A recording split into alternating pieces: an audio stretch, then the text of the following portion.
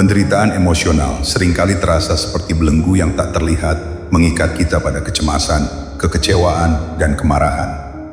Namun, filosofi stoikisme menawarkan sebuah jalan keluar, sebuah narasi yang memungkinkan kita membebaskan diri dari penderitaan emosional, bukan dengan mengabaikannya, melainkan dengan memahami dan mengelolanya secara bijaksana.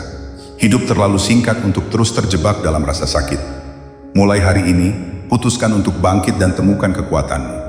Komentari di bawah, aku siap bebaskan diri dan menjadi lebih dari yang kemarin. Lelah dikendalikan oleh emosi dan peristiwa di luar dirimu.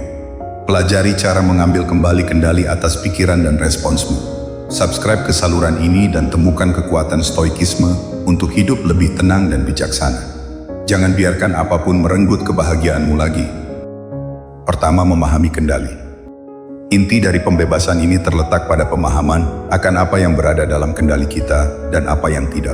Kita seringkali menderita karena mencoba mengendalikan hal-hal di luar jangkauan kita.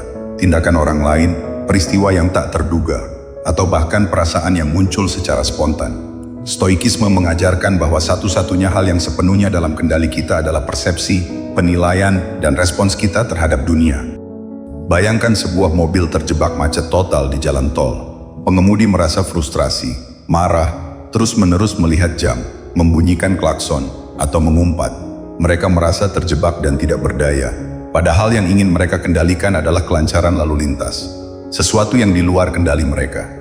Pengemudi yang menerapkan prinsip stoikisme akan menyadari bahwa mereka tidak bisa mengendalikan lalu lintas. Sebaliknya, mereka akan fokus pada apa yang bisa mereka kendalikan, persepsi dan respons mereka. Mereka mungkin memilih untuk mendengarkan podcast, menyelesaikan beberapa pekerjaan melalui telepon, atau sekadar menikmati waktu hening. Mereka menerima bahwa macet adalah kenyataan dan tidak membiarkannya merusak kedamaian batin mereka. Menerima apa yang tak terhindarkan.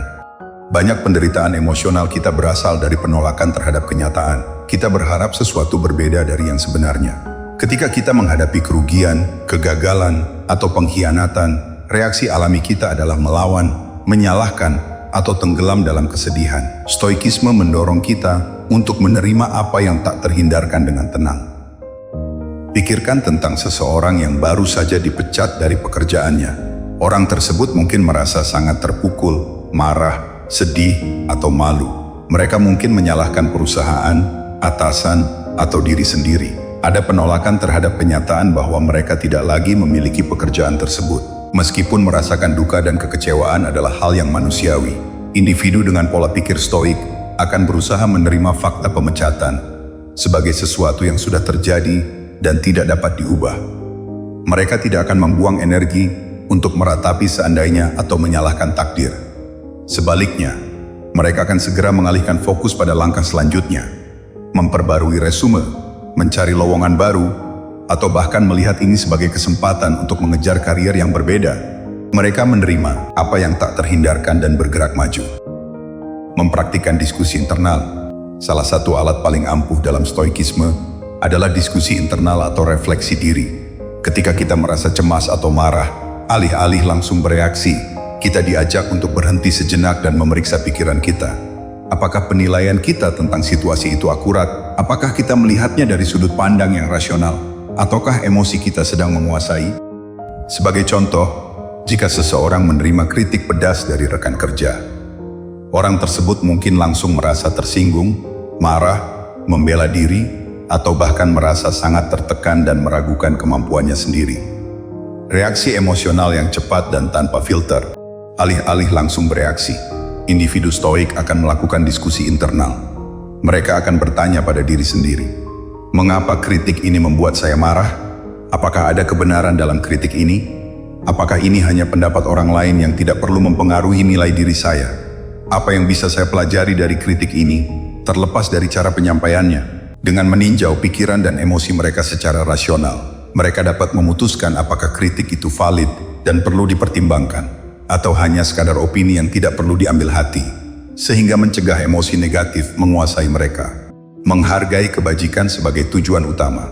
Pada akhirnya, stoikisme mengajarkan bahwa kebahagiaan sejati dan pembebasan dari penderitaan emosional terletak pada mengejar kebajikan.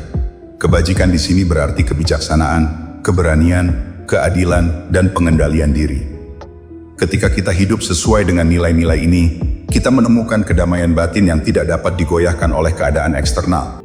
Jika kita fokus pada menjadi orang yang lebih bijaksana dalam penilaian kita, lebih berani dalam menghadapi tantangan, lebih adil dalam interaksi kita, dan lebih terkendali dalam emosi kita, maka penderitaan emosional akan kehilangan cengkeramannya. Kita akan menjadi arsitek kebahagiaan kita sendiri, membangun benteng ketenangan batin yang tak tertembus oleh riak-riak kehidupan. Maka, bebaskan dirimu dari penderitaan emosional.